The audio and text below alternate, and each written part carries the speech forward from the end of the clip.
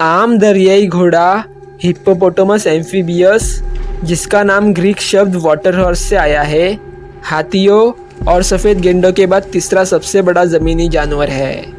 अपने बड़े आकार और मासूम, कभी कभी सुस्त दिखने के बावजूद यह पानी और ज़मीन दोनों पर तेज और उग्र है। वास्तव में इसे अफ्रीका के सबसे खतरनाक जानवरों में से एक माना जाता है। हालांकि वे हानि रहित लग सकते हैं, लेकिन उकसाए जाने पर दरियाई घोड़े आक्रामक हो सकते हैं। आइए आज एक्सपीडिशन यूनिवर्स में जान लेते हैं कि दरियाई घोड़े यानी कि हिप्पोपोटामस कितने खतरनाक होते हैं। लेकिन उससे पहले वीडियो को लाइक और चैनल को सब्सक्राइब कर देना, और चैनल सब्सक्राइब करने के बाद बेल आइकन ऑल पे ज़रूर प्रेस कर देना, ताकि अगली बार मैं जब नया वीडियो डालूं तो सबसे पहले आप देख सकें। यह प्रजाति ज़्यादातर गतिहीन होती है।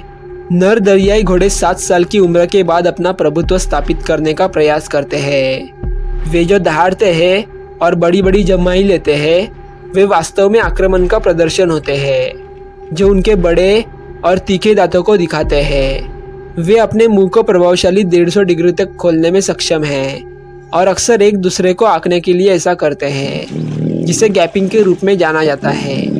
कभी कभी वे जो आवाज़ निकालते हैं वह अविश्वसनीय रूप से तेज होती है, जो 115 डेसिबल तक होती है, जो कि लगभग उतनी ही होती है जितनी आप रॉक कॉन्सर्ट में स्पीकर से 15 फीट दूर होने पर सुन सकते हैं। न केवल दरियाई घोड़े एक दूसरे से लड़ते हैं, खास तौर पर जब उनके इलाके में भीड़ होती है और उन्हें संसाधनों के लिए प्रतिस्पर्धा करनी होती है, बल्कि वे किसी भी चीज़ पर हमला कर देते हैं जिसे खतरा माना जाता है। इसमें आसपास चरने वाले मवेशी या ज़मीन पर या नदी के किनारे नावों में यात्रा करने वाले लोग शामिल हैं। दरियाई घोड़े छोटी दूरी के लिए आश्चर्यजनक रूप से 19 मील प्रति घंटे यानी कि 30 किलोमीटर प्रति घंटे की रफ्तार से दौड़ सकते हैं। इसीलिए ज़मीन पर भी उनसे आगे निकल पाना आसान नहीं है। पानी में यह 5 मील प्रति घंटे यानी कि 8 किलोमीटर प्रति घंटे की रफ्तार से चल सकता है। कहा जाता है कि दरियाई घोड़े हर साल लगभग 500 लोगों को मारते हैं। उनके क्षेत्र से बाहर रहना ही सबसे अच्छा है, लेकिन यदि आप वहां पहुंच जाए तो नाव पर थपथपाकर उन्हें अपनी उपस्थिति के बारे में सचेत करें। ठीक उसी तरह जैसे आप ग्रिजली भालू के क्षेत्र में ऊंची आवाज में बात करते हैं। दरियाई घोड़े समूहों में रहते हैं, जिन्हें स्कूल या ब्लोट्स कहते हैं, और सामाजिक सीढ़ी में स्थान पाने के लिए संघर्ष करते हैं। वे अपना अधिकांश समय पानी में डूबे रहना पसंद करते हैं, प्रतिदिन 16 घंटे तक, क्योंकि इससे उनकी त्वचा ठंडी और नम रहती है। उनके पास वास्तविक पसीने की ग्रंथियां नहीं होती, बल्कि वे अपनी त्वचा से रक्त पसीना नामक पदार्थ स्रावित करते हैं, जो श्लेष्म की एक सुरक्षात्मक परत बनाता है और सनबर्न को रोकता है। यह संक्रमण को घाव में फैलने से भी रोक सकता है, क्योंकि दरियाई घोड़े गंदे पानी में रहते हैं। आम दरियाई घोड़े को पिग्मी दरियाई घोड़े से भ्रमित नहीं होना चाहिए, जो कि इसका बहुत छोटा रिश्तेदार है।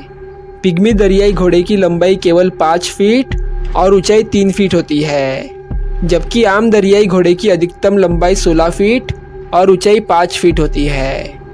आम दरियाई घोड़ों का वजन 1.5 से 5 टन तक होता है, जबकि पिग्मी दरियाई घोड़ों का वजन अधिकतम 600 पाउंड होता है। इस तथ्य के बावजूद कि दरियाई घोड़े इंसानों के लिए बहुत ही घातक है, मनुष्य ही दरियाई घोड़ों को एक प्रजाति के रूप में तेजी से विलुप्त करने का कारण है। 21वीं सदी की शुरुआत से डेमोक्रेटिक रिपब्लिक ऑफ कांगो में आम दरियाई घोड़ों की आबादी में 90% की गिरावट आई है।